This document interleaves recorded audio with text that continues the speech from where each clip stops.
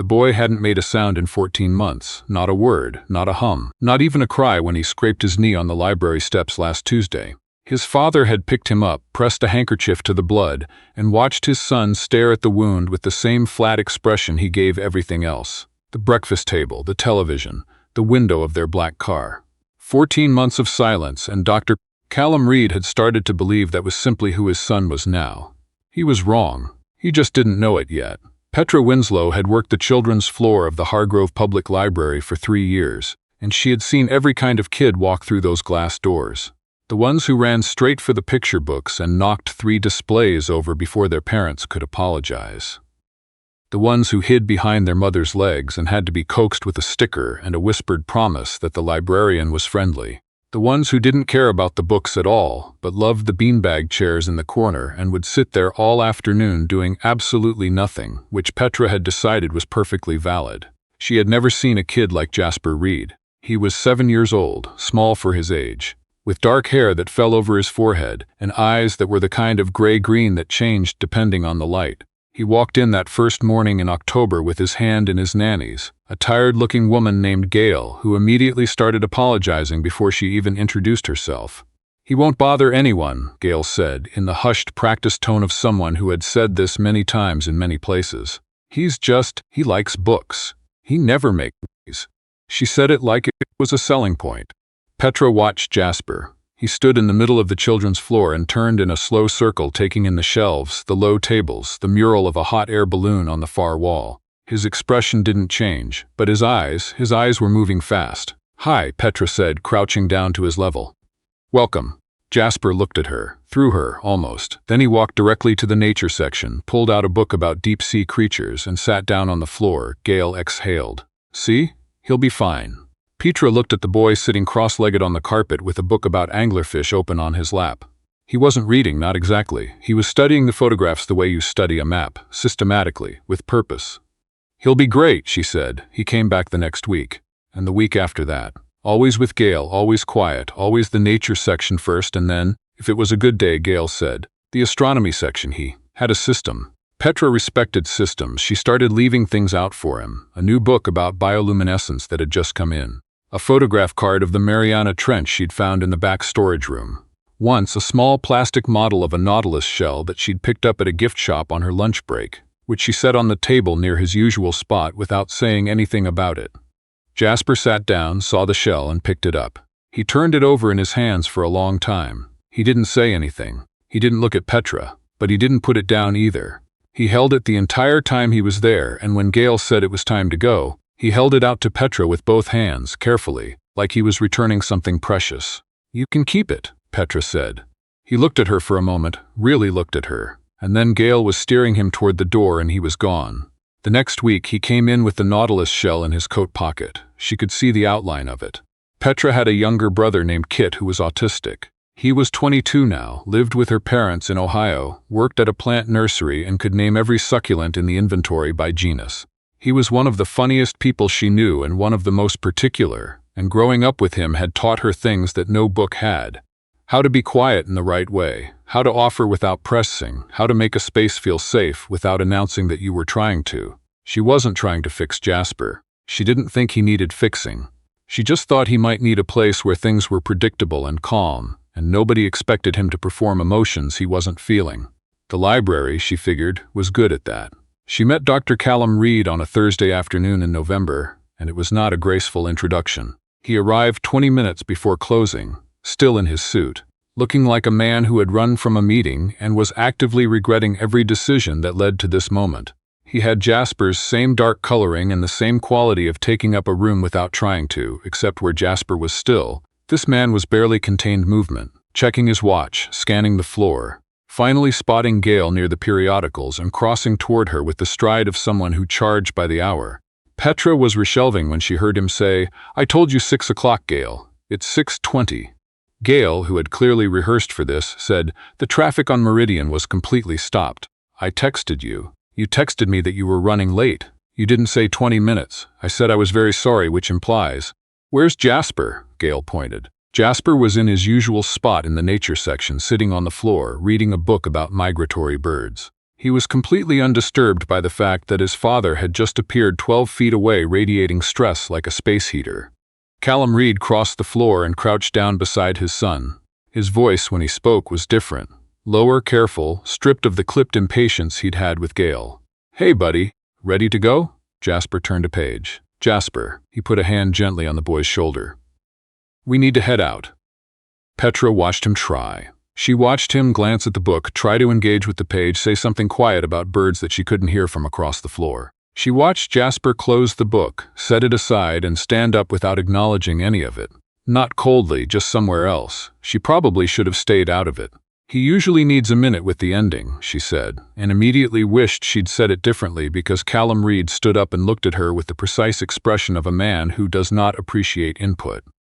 "Excuse me?" Petra kept her voice even. "He's been coming in for about 6 weeks. He has a process when he finishes a session. He likes to put the books back himself. It takes about 3 minutes, but if you rush it, sometimes the transition is harder." There was a silence. Callum Reed looked at her. He looked at his son. He looked at the book on the floor that Jasper had not yet returned to its shelf. He looked back at her. "You know my son, a little," she said. "He's a very good reader." Another silence, this one different. Something moved across his face, not quite emotion, more like the shadow of it. "He doesn't talk," he said. Not as a question. "He doesn't talk to me either," Petra said. "That's fine. He doesn't have to." Callum Reed stared at her for a moment like she'd said something in a language he recognized but didn't speak. Then Jasper picked up the book, walked back to the nature section, and slid it precisely into its place on the shelf. He came back to his father's side and took his hand without prompting. Callum looked down at his son, then up at Petra. 3 minutes, he said. "That's all it takes? Give or take?" He nodded slowly. Something in his face was working. "Thank you," he said, and it came out quieter than everything else he'd said. He came back the following Thursday without Gale this time. He stood in the doorway of the children's floor in a coat and an open collar, and looked entirely unsure what to do with himself. Petra was at the circulation desk. She gave him a small nod of acknowledgement and went back to checking in returns. He came over. "I feel like I should apologize," he said. "Last week I was. You were in a hurry. It's fine." He set his hands on the desk. He had the manner of someone who was very used to being in charge of conversations and was finding this one oddly difficult. "I'm Callum Reed, Jasper's father, Petra Winslow," she said. "The librarian." "I know. Jasper told me." She looked up. "He told you?" He typed it. Callum's expression shifted, something careful there, and underneath it, something tender that he was working hard not to show. "He uses a tablet. For communication, he has for about a year. A beat. He typed your name and the word books and then a question mark." Petra thought about that. "What did the question mark mean, do you think?" "I have no idea," Callum said. "I've been trying to figure that out all week." She almost smiled. "What did you type back?" "I said I didn't know who you were, and then I looked you up on the library website." He paused. "You have a photo and a very short bio. It says I have a degree in library science and I enjoy hiking." "It does." Another pause. "Do you enjoy hiking?" "Sometimes," she said. "What does Jasper think about that?" Callum blinked. It was such a small thing, but it was the first time she'd seen his composure flicker without the weight of impatience behind it. I didn't tell him that part." "You should," Petra said. "He might have opinions." Jasper had opinions. About everything, it turned out, just not in the way most people were looking for. Over the next several weeks, a kind of routine established itself. Jasper came on Thursdays, usually with Gale and sometimes with his father. Callum would stand near the circulation desk or find a chair nearby and do something on his phone, and occasionally he would stop doing whatever he was doing and just watch his son. Petra noticed. She didn't say anything about it. What she did do was start leaving small notes in the books she put out for Jasper. Little cardstock tags with a fact or a question, nothing demanding, just something to find. "Did you know anglerfish can stretch their jaws to swallow prey twice their size?" "What's your favorite thing about the nautilus?" She didn't expect answers. She just wanted him to know the library was paying attention. On the 4th week, she found one of the cards back on her desk. Jasper had taken a pen, how she wasn't sure, and written on the back of it in careful, deliberate print. "The spiral." She kept that card in her desk drawer for the rest of the year. Callum started staying longer. He'd come intense and leave. Not relaxed exactly, but unwound slightly, like a knot that had been worked at. He asked her questions. Some were about Jasper. What books he gravitated toward, whether he seemed engaged, whether she'd noticed anything.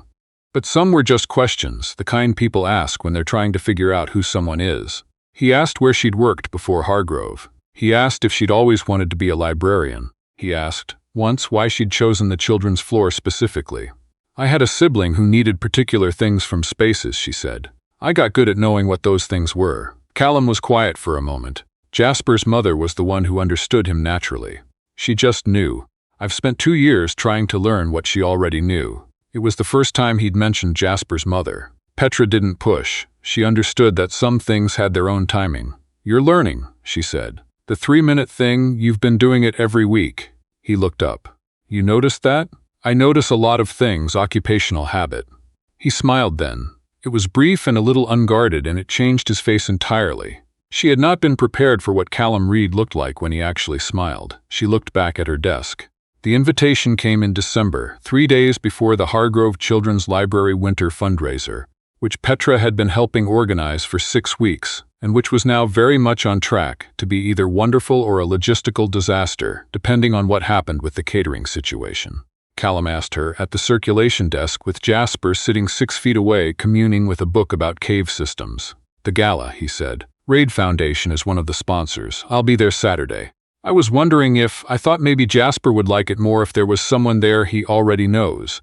Pet at him? That's a very elaborate way to ask if I'm going, she said.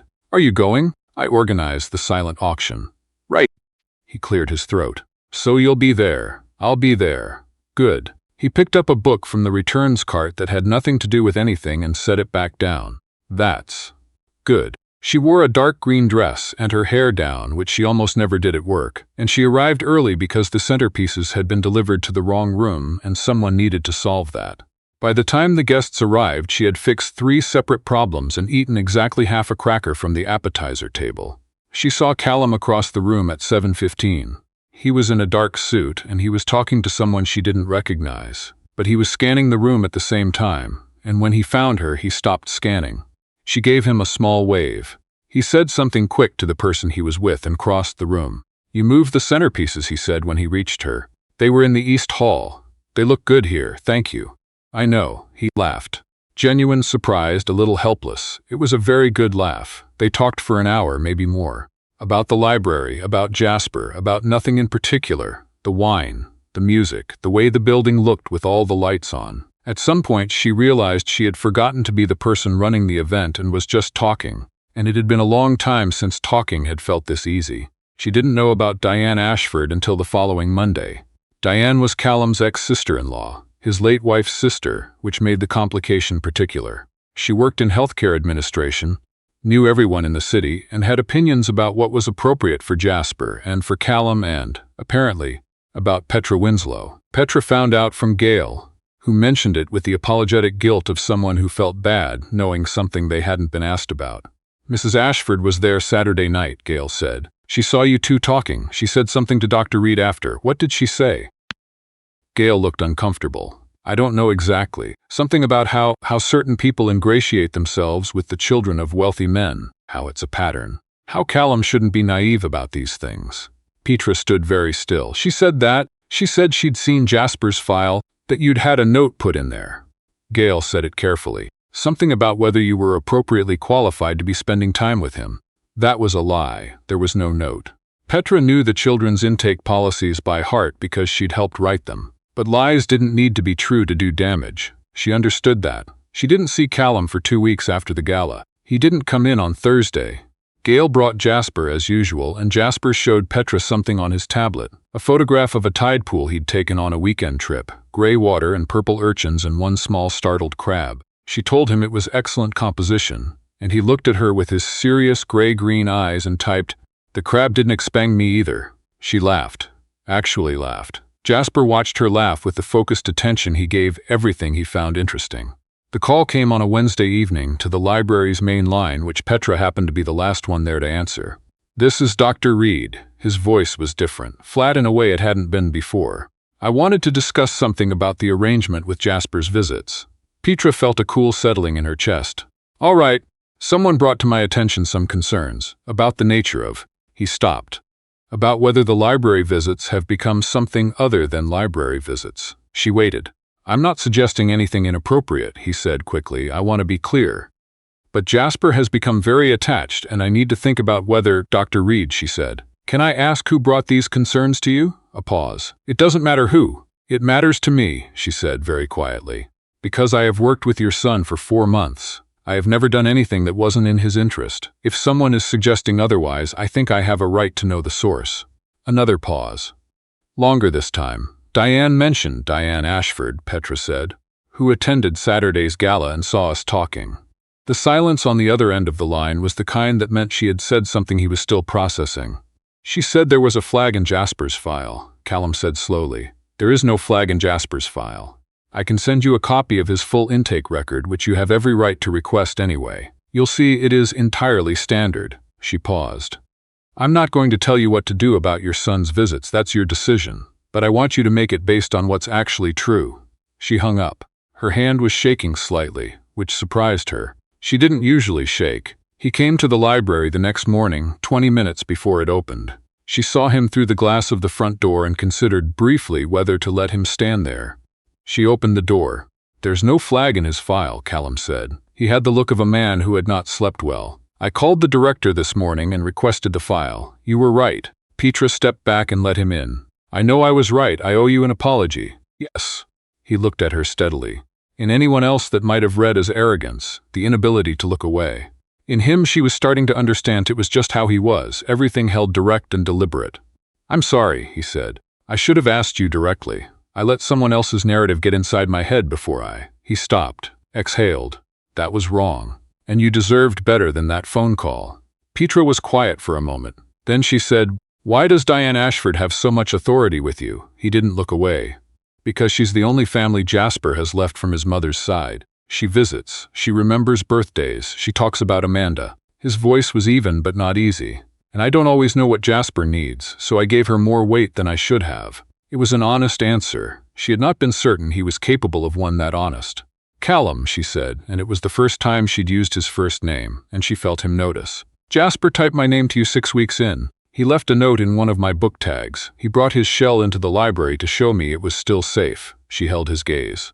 He is communicating with you about who matters to him. You don't need Diane Ashford's translation. Something in his face shifted. Not broke. He was not a man who broke easily, but moved. No, he said quietly. I don't. She did not make things easy for him after that. She didn't think either of them would have wanted her to. He came back on Thursdays. He put his phone away. He sat on the floor next to Jasper sometimes, which Petra suspected was harder for him than it looked. A man who ran a 40-person medical research firm sitting cross-legged on a carpet looking at photographs of submarine volcanoes. He asked Jasper questions through the tablet, and he waited for the answers, even when they took a while. One Thursday in January she walked past and heard Callum say, out loud quietly to nobody and everybody, I never knew there were that many kinds of jellyfish. Jasper typed something and turned the screen toward his father. Callum read it and laughed. Petra didn't ask what it said. Some things were for the two of them. He asked her to dinner in February. He did it badly. Too formal, over-explained, started a sentence 3 different ways before she interrupted and said yes, she'd like that. You didn't let me finish, he said. You were taking very long. He looked at her for a moment. You're going to do that a lot, aren't you? Probably, she said. Is that a problem? No, he said, and the corner of his mouth lifted. It's actually a relief. Dinner led to another dinner. February became March. On a Saturday in March, she met Jasper at a botanical garden where Callum had arranged a quiet off-peak visit, before the crowds with access to the orchid house, and Jasper walked beside her through the warm, damp air and stopped in front of a display about plant communication and turned to show her his tablet. They used chemicals, he'd typed. Like me. She stopped walking. Like you how? She asked. He looked at her, he looked back at the display. He typed slowly, I communicate, just differently. Petra felt something tighten in her throat. Exactly like you, she said. And you're very good at it. Jasper considered this. He put his tablet in his bag. He took her hand, the way he sometimes took his father's, and walked forward into the orchid house. She was glad neither of them were looking at her face right then. The Reed Foundation Gala in April was larger than the library fundraiser. Different room, different crowd, the kind of event where Petra recognized she was out of her usual context. She wore dark red and felt the odd double awareness of knowing how these rooms looked to people like her, and how they looked to people like Callum, and how the gap between those two views was real even when it didn't matter. Diane Ashford was there. Petra saw her across the room before Callum did. Diane was a composed woman, 50s, silver-haired, with the practiced warmth of someone accustomed to large rooms. She saw Petra and something shifted in her expression, a recalibration, Petra thought. A woman updating information. She crossed the room directly. "Miss Winslow," she said. "I believe we haven't been properly introduced." "No," Petra agreed. Diane looked at her for a moment with something that was almost but not quite an apology. "Callum he's been alone for 2 years. And Jasper is." She stopped. "I wanted to protect them." "I know," Petra said. "But what you did to do that was dishonest." Diane's chin lifted slightly. Then it came back down. "Yes," she said. "It was. That was all. No effusive apologies, no drama." Petra found she respected the efficiency of it. It was Jasper who told her. Not in words, in the way he told her everything, which was its own kind of words. It was a Thursday in May. He arrived with Callum. They did the usual circuit, nature section, new books, checking what she'd left out. And then Jasper walked to the circulation desk, pulled his tablet out of his bag and set it on the counter facing her. "My dad likes you," he'd typed. "A lot." Petra looked at the screen. She looked up at Callum, who had just come around the corner of the shelf and was reading the screen and was, for the first time in her experience, completely at a loss. His ears had gone red. It was extraordinary. "Jasper," he said. Jasper sat down on the floor with a book about deep ocean thermal vents and was unrepentant. Petra looked at Callum for a long moment. "I like your dad too," she said, loud enough for both of them. "A lot." Jasper did not look up from his book, but she saw his mouth move, just slightly, just a small secret upward curve, and it was the best thing she'd seen in a very long time. In June, Callum asked if she might want to move things forward. He asked at the library, of course, because that was where they'd started and she had discovered, a man of deliberate symmetry. "Move things forward how?" she asked. "In the direction of something more serious," he said. He was very earnest when he was nervous. She found it devastating. "In the direction of, I don't know. Trying. We've been trying for 6 months. In the direction of intending," he said. "Not just trying. Intending." She thought about that. About Jasper with his nautilus shell. About the note that said the spiral. About a small hand in hers in the orchid house. About a man unlearning hurry and learning to sit on a floor. "Yes," she said. "I think I'd like to intend things." He exhaled. It was a long exhale, like he'd been holding it in since October. "Thank you," he said. And like that first time he'd said it, months ago, over 3 minutes in a book about migratory birds, it came out quieter than everything else. The library was warm and still around them. 2 floors up, someone was returning an overdue book. Outside, it was starting to rain. Jasper sat in his usual spot and turned a page, unhurried, and the afternoon held them all in it like something that had always been there, waiting to be found.